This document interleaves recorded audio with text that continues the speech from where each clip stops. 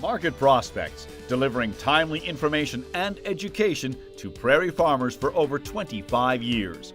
Market Prospects is brought to you by the University of Saskatchewan's Department of Bioresource Policy, Business and Economics, and these sponsors. Log on to marketprospects.usask.ca to view past programs and for information on upcoming programs.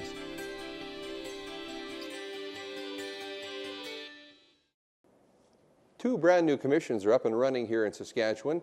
This week on Market Prospects, we look at Saskatchewan's Wheat and Barley Development Commissions. Joining us is Bill Gehl, who's the chair of Saskatchewan's Wheat Development Commission, and Cam Goff, who's the chair of Saskatchewan's Barley Development Commission. Great to have you on Farmgate, guys. Thank you very much. Right off the top then, Bill, I guess you can tell us the history of the Saskatchewan and Wheat and Barley Development Commissions, and also why we have them. Well, I guess they are brand new. It's about from the changes of the Canadian Wheat Board's marketing. That's where we used to have funding went through the Canadian Wheat Board on its final payment and came through to the WGRF. And for approximately 20 years now, farmers have invested in the WGRF of approximately $80 million. So it's rather significant. So with that change, that's going to certainly that scenario is not available anymore, so the provincial commissions came about to try to replace that funding and, believe it or not, to build on it. So that's what we're attempting to do. So Cam, do other provinces have organizations like this? And if they do, are there similarities and differences?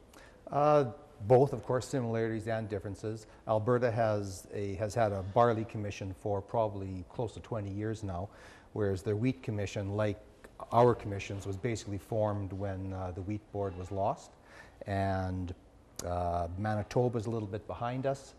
Alberta's wheat commission took office last year, whereas Manitoba is going to have a joint wheat and barley commission, a cereals commission, which will have its elections next February, I believe, and we were elected in December and took office in this current January.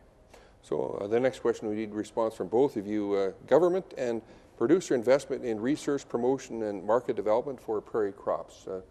What do we see that on that? Well, we certainly want to build on what the WGRF has accomplished over the last 20 years. I think, you know, it's been a very good model, and I think we can build upon it. Certainly, we are seeing Canada backing out of varietal development.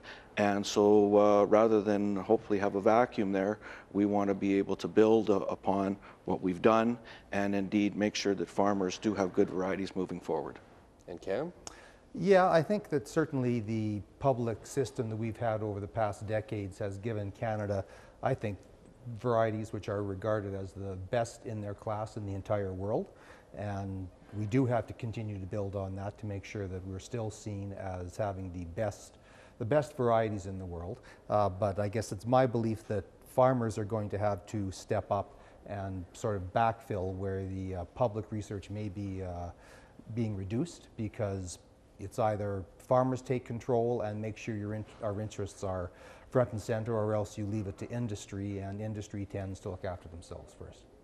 So Bill, with the Wheat Commission again, what does it mandate and what kind of benefits does it give to producers? Well, the mandate is to take farmers' check-off levies and to invest it into research and also to do some market development. And then, of course, we have an advocacy role as well. So certainly, you know, we just nicely got started. We're only 2 months into our existence, really, and so we're still doing a lot of the formative stuff. So you know, we've got issues such as transportation woes, and so those are all things that are, you know, certainly on farmers' plate right at the moment, and certainly a cause for concern. But we really see that certainly on the wheat side, we are going to have, you know, some significant funding, and really I think we want to make sure that we do have good varieties, and I think that's, you know, that's right across the board for wheat. So we're talking Durham and some of the minor classes as well. So I think really there's going to be a huge shift in breeding programs right across Western Canada and indeed Canada. We've seen a lot of people, you know, you don't get 40% cuts in funding without some significant losses. So I guess we have to really try to figure out how we're best going to situate ourselves as farmers in this new environment and how we can best serve ourselves. And Cam, on the barley side? Well, much the same, of course, as what Bill said for wheat, but I think one of the major differences you're going to see with barley is there is certainly a drop-off in barley acres over the last few years that are quite concerning to us, and we're going to have to make sure that, I think one of our primary roles is to make sure that farmers see barley as a viable crop to grow and a profitable crop too, of course, because you can't have one without the other. So that, I think, is going to be really one of our main thrusts as a commission, is to make sure that barley remains a viable crop. But of course, you have to do that by having good varieties and then market development where people really want to use the product you're growing. Great information, guys, and you have a lot of work ahead of you, I realize. Thanks very much for coming on Farmgate.